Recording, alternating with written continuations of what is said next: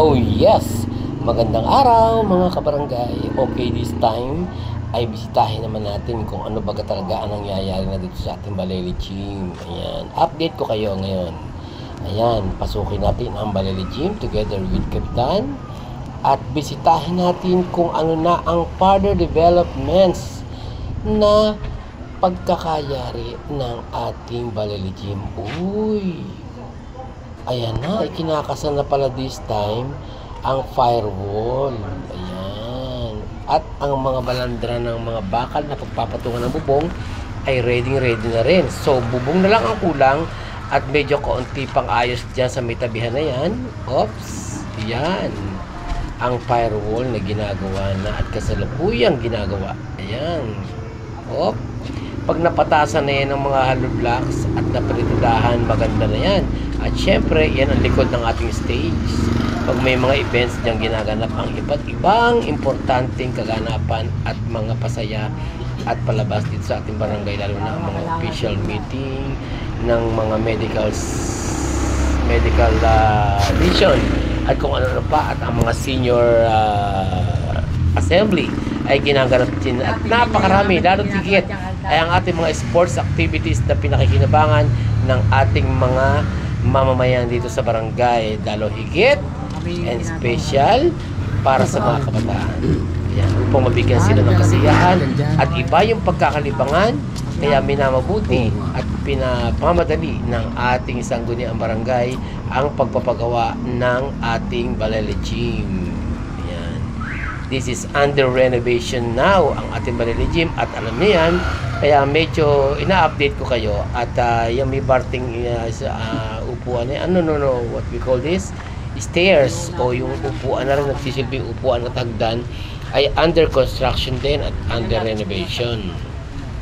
So inaalam ng ating sanggunian kung ano pa ang mga dapat pang idagdag or maaari pang isaayos sa mga oras na ito at sa mga darating pang araw dito sa ating Balele Gym. Although na tuloy-tuloy naman talaga ang gawaan at syempre yung ating billboard sa labas ay may nakalagay doon kung kailan magiging operational and it will be nakasulat doon, it will be on November 16 this year. So hopefully matapos yan hanggang November 16, pero syempre marami pa talagang aayusin dyan at ang bubong ay iniintay na lang ang mga materyales at ikakasana yan pagkatapos magawa yung mga firewall na yan na magsisilbing hadlang upang hindi tayo mag-gate crash kung sakali. At huwag kayong magtataka na kung sakali at mayari ang Balele Gym ay magkakaroon ng kaunting entrance fee. Halimbawa may liga ng basketball o kaya may laban or kung ano man, may kaunting entrance fee. Siyempre, tulungan rin natin sa ating barangay sa nga ay pang padagdag ba lamang sa pambayad sa kuryente, kasi ang laki naman talaga ng binabayaran maintenance lalo higit sa kuryente ng ating sangguniang barangay para sa mga infrastrukturang iyan na talagang pinakikinabangan naman talaga natin ng ating mga pamayanan dito sa ating barangay. So ang ating mga mamayan ay hinihingan lang natin ng konti pang unawa na kung medyo nakikita ninyo lalo tikit yung mga players na madumi ang ating lugar na iyan, Balele Gym, kung saan tayo nagkakatipon-tipon palagi at nagiging sentro ng pagkakaisa, ay tayo may makiisa at makitulong sa paglilinis lalo higit sa maintenance ng ating Balele Gym. At yan, tinambak na rin at naka-stock na rin diyan ang mga pinturang gagamitin right after na matapos na ang renovation ng ating Balele Gym. So ready na ang lahat at iniintay pa ang ibang materyales upang mas higit na mapagtuunan ng pansin ang paggawa dyan sa Balele Gym. So mga kabarangay, inaasahan namin ang inyong pakikiisa at maraming salamat sa inyong suporta sa ating mga vlogs para sa ating mga barangay affairs na ginaganap sa ating palaging pamayanan.